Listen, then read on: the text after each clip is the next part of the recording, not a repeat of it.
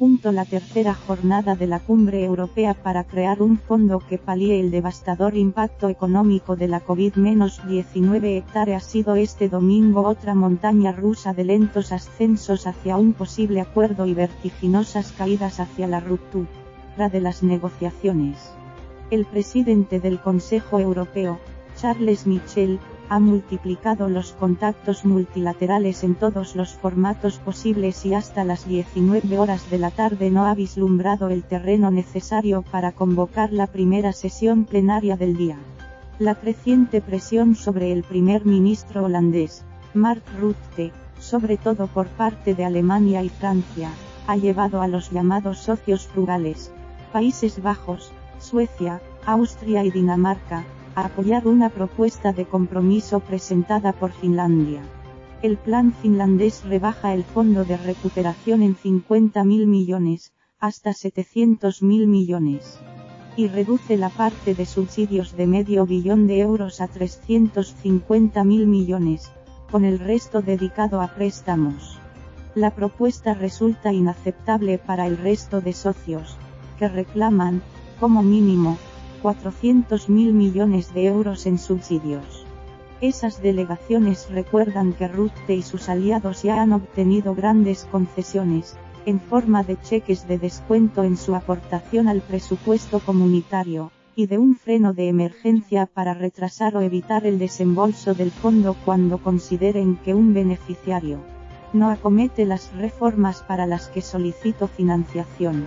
En el debate también ha irrumpido, a distancia pero de manera muy significativa, la presidenta del Banco Central Europeo, Christine Lagarde.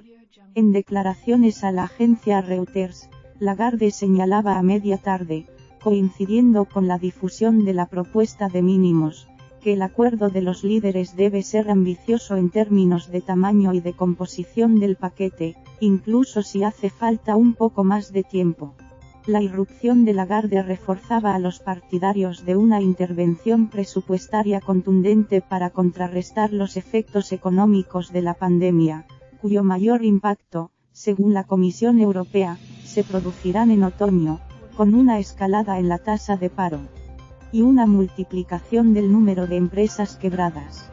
Las palabras de Lagarde también parecían neutralizar el temor a una tormenta bursátil en caso de ruptura de las negociaciones, una amenaza que, sin el BCE de por medio, jugaba en contra de España e Italia y podía llevarles a aceptar un acuerdo de mínimos para evitar un desastre inminente. La propuesta finlandesa, aunque considerada de mínimos por otras delegaciones, es el primer movimiento tangible de apertura de los frugales hacia un posible acuerdo.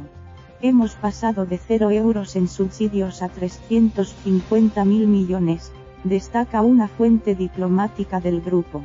El equipo de Michel llevaba casi 72 horas intentando abrir esa fisura, sin ningún éxito aparente.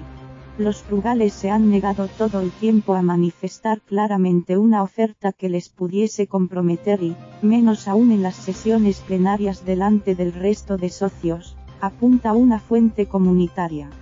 A media tarde del domingo, cuando el ambiente alcanzaba uno de los puntos más sombríos de la jornada, se conocía la fórmula de compromiso planteada de la delegación finlandesa, encabezada por la ministra Sanna Marin, la más joven, 34 años, de los miembros del Consejo Europeo. Marin, con el respaldo de los 4 frugales, plantea un fondo más reducido y con solo el 50% destinado a subsidios, en lugar del 66% planteado inicialmente por la Comisión Europea. La oferta está supeditada a que se acepte una abultada rebaja en la contribución de los frugales al presupuesto comunitario y un endurecimiento en el control de los desembolsos del fondo. Para las delegaciones interesadas en la creación del fondo, el tajo propuesto parece ir demasiado lejos, sobre todo, combinado con las otras 2 concesiones, cheques y cuasi derecho de veto en el fondo. La voluntad de compromiso no nos hará renunciar a la ambición legítima que debemos tener, advertía el presidente francés, Emmanuel Macron, a su llegada al edificio Europa en la mañana del domingo. Con semblante serio y aparentemente contrariado por la falta de avances en las dos jornadas anteriores, Macron subrayaba que el acuerdo no se hará a costa de sacrificar la ambición europea.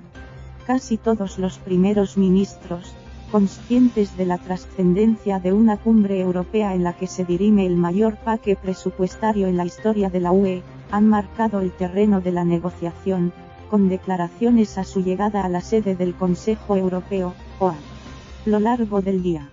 El presidente del gobierno, Pedro Sánchez, ha mantenido, en cambio, un hermético silencio, desaparecido mediáticamente durante toda la jornada, a pesar de que España es, junto a Italia, el socio más golpeado por la pandemia y uno de los mayores beneficiarios potencialmente del plan de recuperación.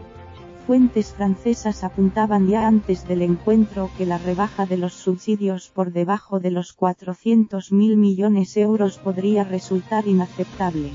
Un listón que Rutte y sus aliados intentaron hacer trizas durante todo el día, así como acabar con la simbólica cifra de los 750.000 millones de propuestos por la Comisión.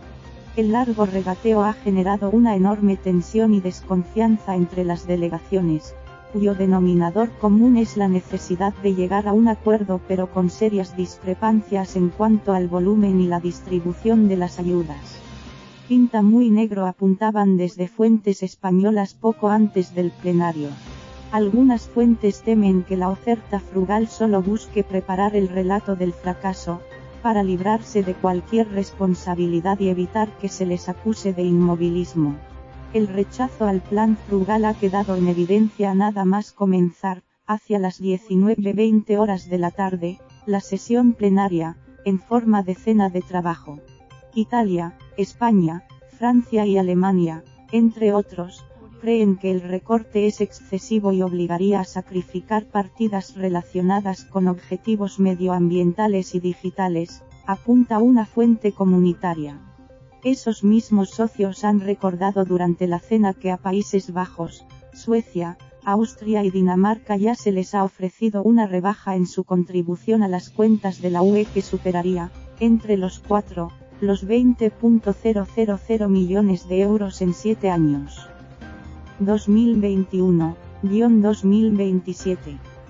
El choque ha sido tan frontal que Michel, de momento, ha optado por no presentar una nueva propuesta de compromiso, conocidas como negobox en la jerga comunitaria. Pero las negociaciones continúan.